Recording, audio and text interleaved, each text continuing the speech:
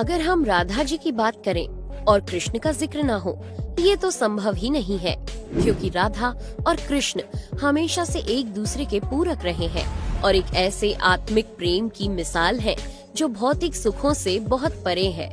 यूँ तो राधा कृष्ण का प्रेम अनादिकाल से चला आ रहा है, पर द्वापर युग में जब भगवान नारायण ने कृष्ण रूपी अवतार लिया तो संसार को प्रेम का सही अर्थ समझाने के लिए कृष्ण की ही अंश राधा ने यमुना के निकट रावल ग्राम में वृषभान और कीर्ति के यहाँ राधा रूप में जन्म लिया और जन्म के साथ ही राधा और कृष्ण की प्रेम कहानी शुरू हो जाती है। मगर दोस्तों, ऐसी क्या घटनाएं और स्थिति बन जाती है कि राधा को कृष्ण के विरह का सामना करना पड़ता है और कृष्ण क्यों अपनी प्रिय बांसुरी को तोड़ देते हैं? इन सब सवालों के जवाब हम इस वीडियो में जानेंगे।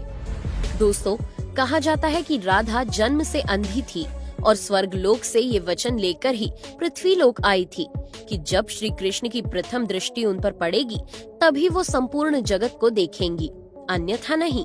तो देखा आपने कैसे शुरुआत से ही दोनों एक दूसरे से जुड़े रहे हैं। बचपन से ही कृष्ण अपनी लीलाओं और बांसुरी की मधुर धुन से पूरे बरसाना वासियों का मन मोहित करते रहते हैं और राधा और कृष्ण तो 8 साल की उम्र से ही अपने प्रेम का आनंद लेने लगे थे। श्री कृष्ण को अपने जीवन में राधा और बांसुरी दो ही सबसे प्रिय थे, जो आपस में एक दूसरे से गहराई से जुड़े थे। जब भी श्री कृष्ण बांसुरी बजाते, राधा उनके पास दौड़ी चली आती और घंटों बांसुरी की धुन में मग्न रहती, जो उनके प्रेम को और बढ़ाता गया। वो यमुना नदी के तट पर बैठकर घंटों समय व्यतीत करते थे, पर उनका ये सुखद समय कुछ ही वर्षों का था, क्योंकि जैसे कृष्ण के मामा कंस को उनके वृंदावन में होने का पता चला, उसने तुरंत ही कृष्ण को मथुरा में युद्ध का निमंत्रण दे दिया, जिसके लिए कृष्ण को अपनी यशोदा माँ और पूरे गांव के साथ राधा को भी छोड़कर जाना था।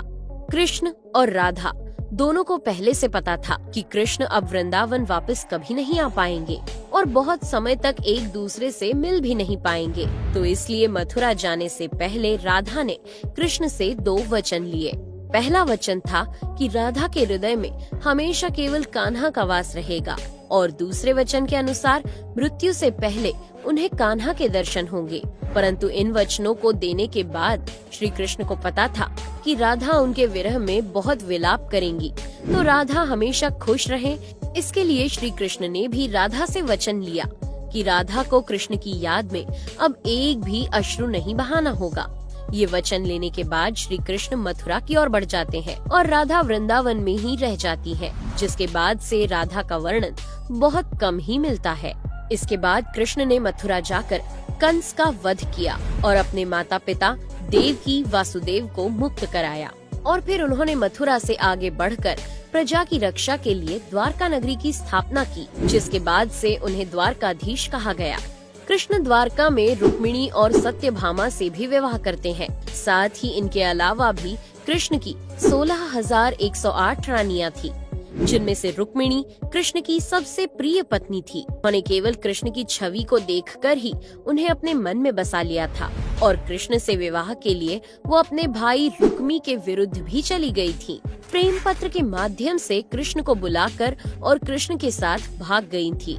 फिर उन्होंने कृष्ण के साथ द्वारका नगरी में सुखपूर्वक अपना जीवन व्यतीत किया और कृष्ण भी अपने दैवीय कार्यों में लीन हो गए।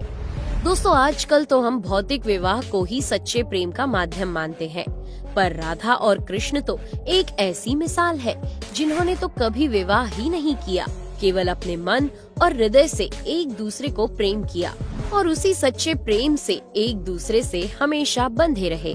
दोस्तों, राधा और कृष्ण के प्रेम की बहुत सी अलग अलग कथाएं हैं और उनमें से एक प्रचलित कहानी ये है कि श्री कृष्ण कभी कभी सोते ही राधे श्री राधे बोल पड़ते थे, जो श्री कृष्ण की रानियों को अच्छा नहीं लगता था।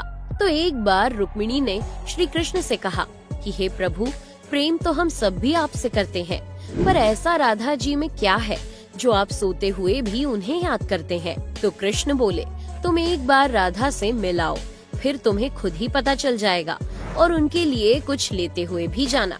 जिसके बाद रुक्मिणी राधा जी के लिए बहुत गर्म दूध ले जाती है और राधा के महल के द्वार पर पहुंचती है, जहां वो तेज और ओजवान स्त्री को खड़ा देखती है तो उनसे पूछती है कि क्या आप ही राधा हो? तो वो कहती है, नहीं, मैं राधा नहीं, उनकी सेविका हूँ। राधा रानी तो 7 द्वार के अंदर मिलेंगी।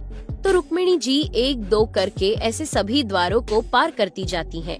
दोस्तों, जब वो राधा रानी के कक्ष में पहुंचती है तो उन्हें पता चलता है कि राधा कई रातों से कृष्ण नाम जपते हुए जागती रही है और अभी ही उन्हें निद्रा आई है।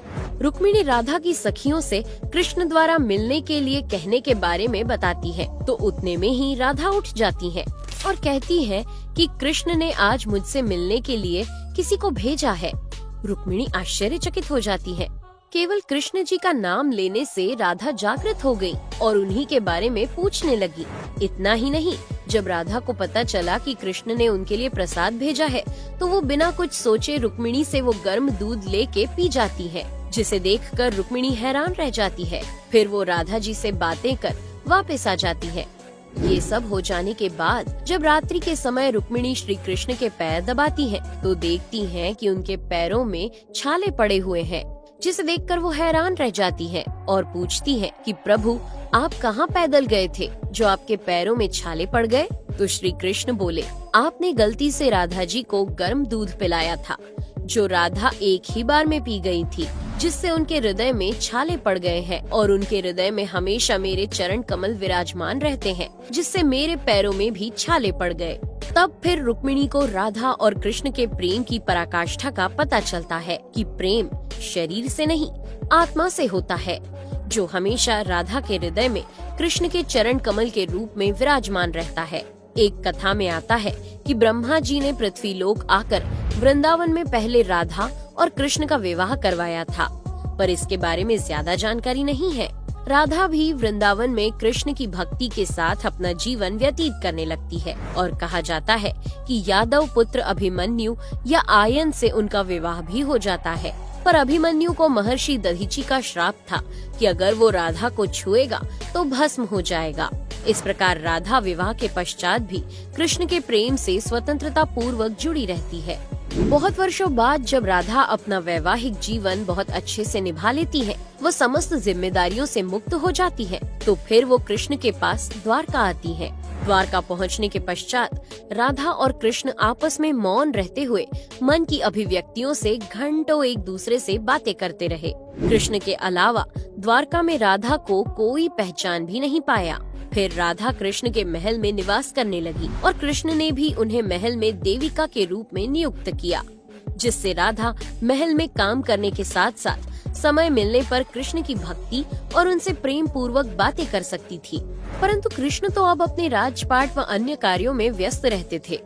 दूसरी ओर राधा अपने पुराने कृष्ण को ही याद करती थी, तो कृष्ण का पुराने दिनों जैसा साथ ना पाकर राधा का मन और अधिक व्याकुल रहने लगा और उन्हें डर सताने लगा कि कृष्ण की जो मनोहर छवि उनके हृदय में है वो कहीं धूमिल ना हो जाए।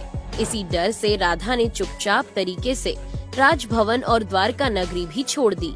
जिसके बाद ऐसे ही कुछ समय और बिताने के बाद जब राधा का अंतिम समय पास आने लगा, तब उन्होंने कृष्ण का स्मरण कर उन्हें अपने वचन की याद दिलाई। राधा के स्मरण करते ही कृष्ण वहाँ दौड़े दौड़े चले आए, परंतु राधा की अत्यंत दयनीय स्थिति देखकर वे अत्यधिक भावुक हो गए और उन्होंने राधा से अंतिम समय में कुछ मांगने को कहा, जिस पर राधा ने उनके सामने एक ही इच्छा प्रकट की थी कि वो अपने जीवन के अंतिम क्षणों में कृष्ण का वही रूप देखना चाहती है जैसा वो वृंदावन में देखा करती थी। वो उन्हें वही बांसुरी की मीठी धुन बजाते हुए सुनना चाहती है। दोस्तों, राधा का बस इतना कहना था कि कृष्ण ने अपनी बांसुरी उठाई और वही मीठी धुन बजाने लगे और बांसुरी बजाते हुए कृष्ण और उनकी धुन सुनती राधा दोनों की ही आंखों से प्रेम के आंसुओं की धारा बह रही थी। इतना ही नहीं, बांसुरी की मीठी धुन सुनते सुनते ही माता राधा ने उनके सामने प्राण त्याग दिए, जिसके बाद उनकी मृत्यु से कृष्ण इतने विचलित हो गए थे कि उन्होंने अपनी प्रिय बांसुरी को वहीं तोड़कर फेंक दिया था।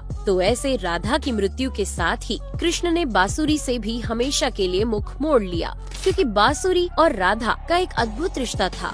इसलिए राधा की मृत्यु के पश्चात कृष्ण ने अपने शेष जीवन में बांसुरी तो क्या किसी अन्य वाद्य यंत्र को हाथ भी नहीं लगाया। दोस्तों, राधा और कृष्ण की प्रेम कहानी के लिए कहा भी जाता है, एक प्राण दो देही, राधा संग स्नेही, जिनके शरीर बस अलग थे और आत्मा एक ही थी। तो दोस्तों, कैसा लगा आपको हमारा आज का ये वीडियो, हमें कमेंट करके जरूर बताइए और जाते जाते चैनल को सब्सक्राइब जरूर कर दीजिएगा। Thanks for watching.